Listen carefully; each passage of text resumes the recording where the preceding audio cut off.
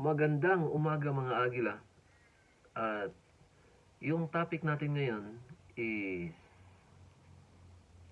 about energy, na maunawaan natin kung ano yung epekto ng vibration ng frequency sa words na naririnig natin, sinasabi natin, at yan yung pinaka basis mga Agila kung saan nagpa-function yung mga sarili natin o yung state of mind natin. At kung alam mo yung frequency mga Agila, na yan yung isang source na nakakapabago ng mood mo, ng sitwasyon mo. At yan yung mission natin mga Agila, na we are all starving for meaning. At once now we realize na the system created the psychological tricks na ma-oppress ang karamihan, na kung sa ano pa,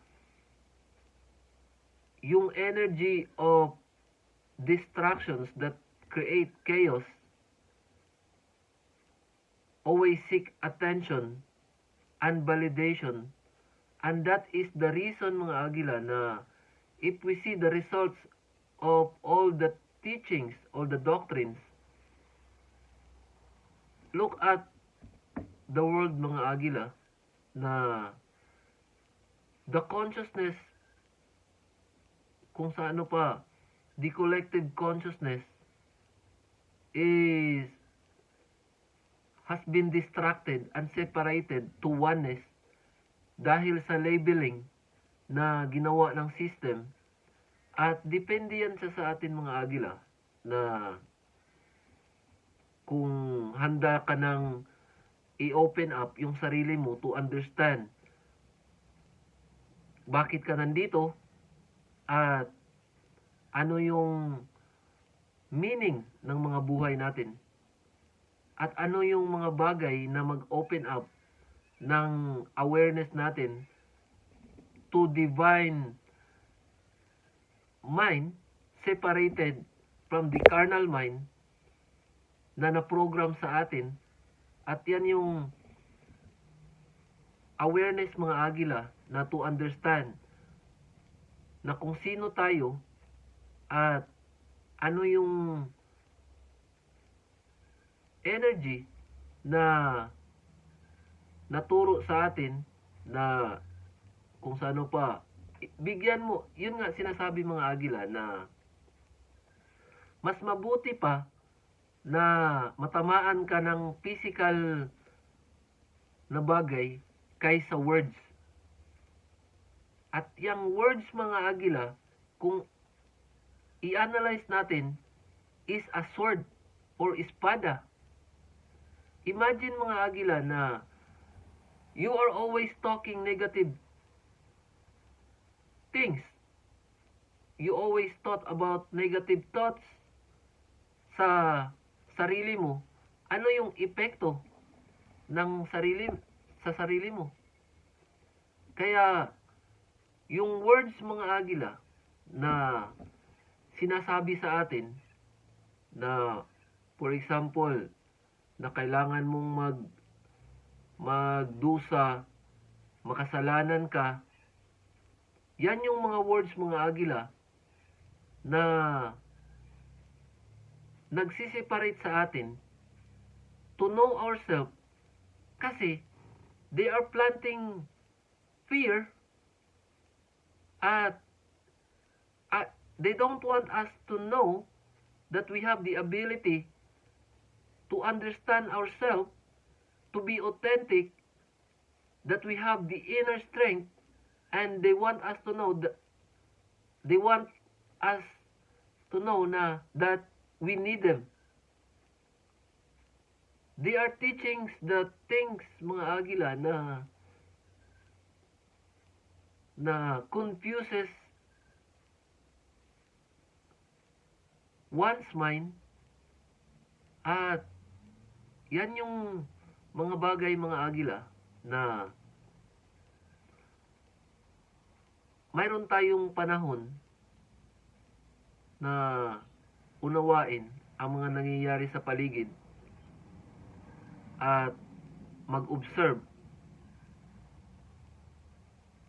If mag-observe tayo, mga agila, manotice natin, ma-realize natin na kung sa ano pa yung mga nangyayari sa paligid natin is created ng system na hindi natin maunawaan yung seeds, yung spark na ayaw nilang ma-activate natin yung information na magpa-free sa mga sarili natin, kasi they feed always the fear. But kung susubukan natin, mga agila, na kaya yun nga, mga agila, na sinasabi ng mga enlightened na mga individual, yung pinakamahirap o during the dark night of the soul is to face your self, na harapin mo yung takot, at yung takot na mawala yung mga tao na low vibrational energy sa paligid mo. Kasi yan yung isa, mga agila, na once na you are awakening, you are, tawag nito, yung kung magising ka na, yung mga tao who are moving in a low vibrational frequency, they are no longer exist in our timeline. Kasi we understand and we observe na your friend is not there, at you will realize and you will notice, mga agila, na the true tribe or soul tribe, mga agila, or your friend is there to help, protect, and congratulate you for being authentic. And there are people also, mga agila, na they're there who are jealous, hateful, and they are in a low vibrational frequency, mga agila, na who wants to destroy you. At yan yung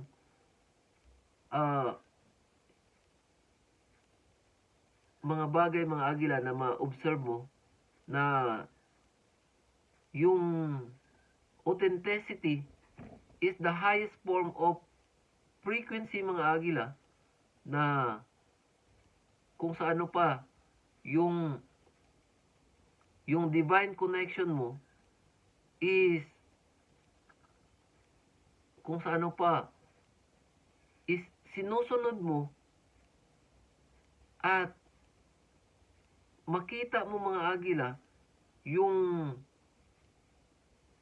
kung sa ano pa yung naturo sa atin is nagsiseparate sa atin into oneness. Kasi ang nangyayari, they put a label na, for example, they put this fear na sa tao nito, na mayroong impyerno, mayroong demonyo. All of that energy, mga agila, causes na maging matakot tayo at yan yung mental slavery mga agila na hindi natin manotice if we are not ready to challenge what we believe. At yun yung mga bagay na once na we dig deep mga agila, what is the meaning of life? Ma-realize natin na everything is illusion na natutunan natin that separates us into this pure love, authenticity, at yan yung mga agila na once na we are in that state of mind of authenticity, yan yung time natin mga agila na manotice natin na we are free. At kung matatakot ka mga agila, kung ano man yung natutunan mo, ano yung pinapaniwalaan mo, ang nangyayari is kung sa ano pa, kung hindi ka matapang, kung hindi ka totoo sa sarili mo, ang mangyayari, yung low vibrational energy na sinet up ng system is yan yung magwawagi. But nagpapasalamat ako kasi marami ng mga tao ngayon na nagpa-participate na to awaken the humanity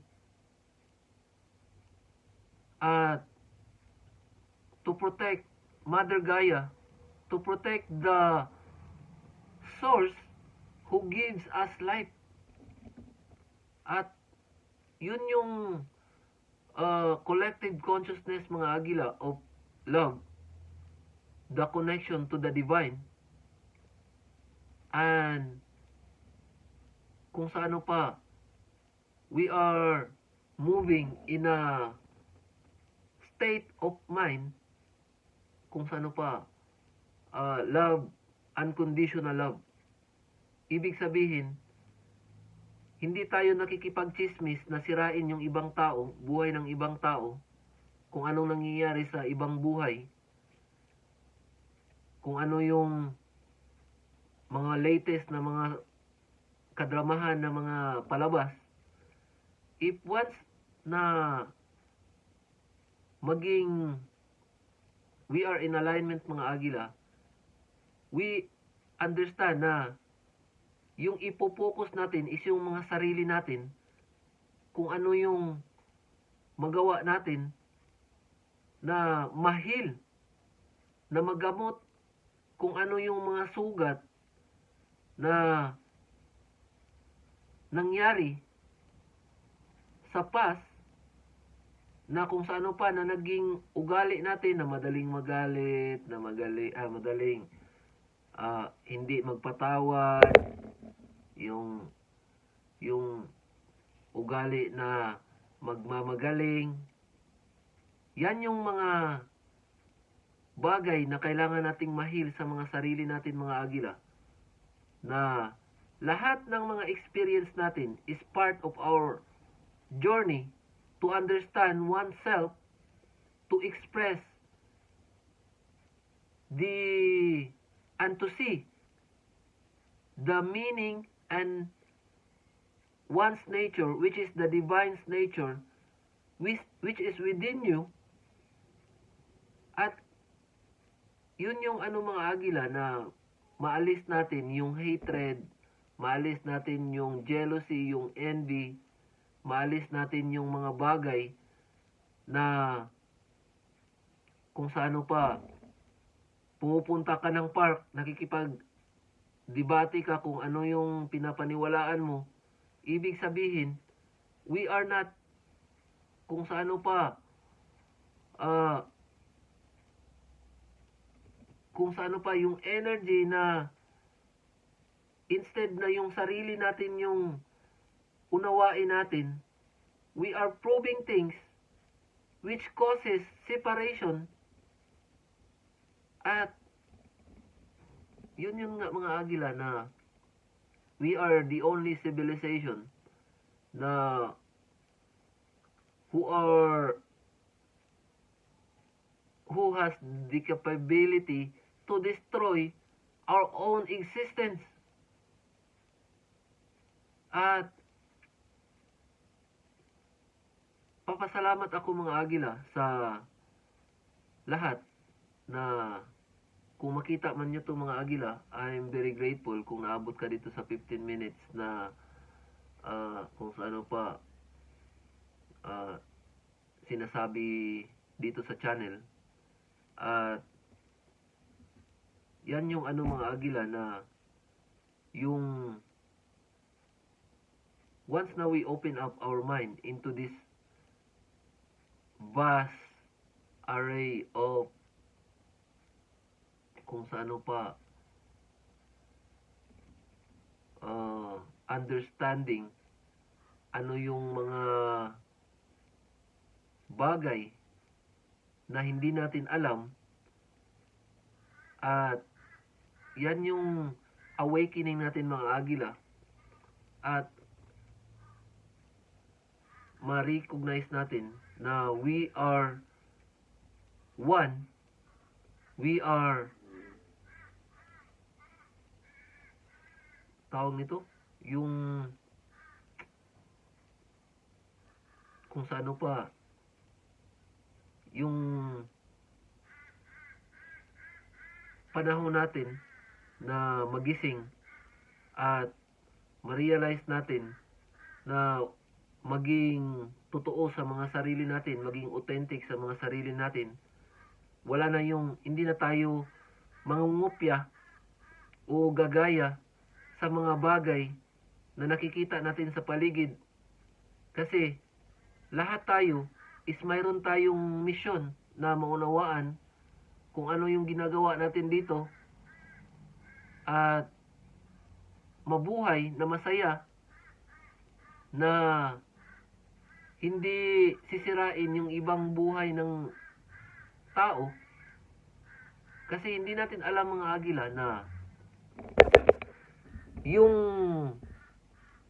pag-uusap mo sa mga kaibigan mo, sa mga kasama mo, at pinapag-usapan nyo yung tao, you are sending energy, at hindi mo alam na pinapag-usapan mo yung kaibigan mo, pinapag-usapan ka, pag-usapan ka ng kung saan pa. It's a ripple effect mga agila na people are sending negative energy. Kung saan pa, yung words is a frequency mga agilan na kahit saan ka pa sa mundo is maabot ng frequency of words. Kaya kung marno-notice mo mga agila, yung mga may alam sa magic, they have this understanding of the universal energy na they can send energy. Kaya once na we are awake mga agila, gising na, kung we are in a high vibrational frequency, there's no negative energy na makapenetrate sa auric field natin, kasi we are in a high vibrational energy at walang negative energy kasi we are vibrating in light mga agila. At yung negative energy hindi makapenetrate sa light kasi we are moving towards the divine understanding of ourselves at maunawaan natin that we are all divine. If you understand mga agila that you are divine, you are God, are you kung sa ano pa Nag-iisip ka ba na sirain yung buhay ng ibang tao o makipag-usap kung ano yung mga nangyayari sa buhay ng ibang tao? At yun. So, we are the seeker mga agila to understand the meaning of life. At yan yung panahon natin na we should stand and believe sa calling. Kasi nandito tayo mga agila na to follow the Christ consciousness which is within us, the seed, the spark within us. At yan yung kung sa ano pa mga agila, activate the Christ consciousness within us, and that is the universal wisdom mga agila na maunawaan natin na kung sa ano pa nandito tayo, mayroon tayong mission na maunawaan yung sarili natin to free from the psychological trick ng system ng religious beliefs na papaniwalain ka na kailangan mo sila.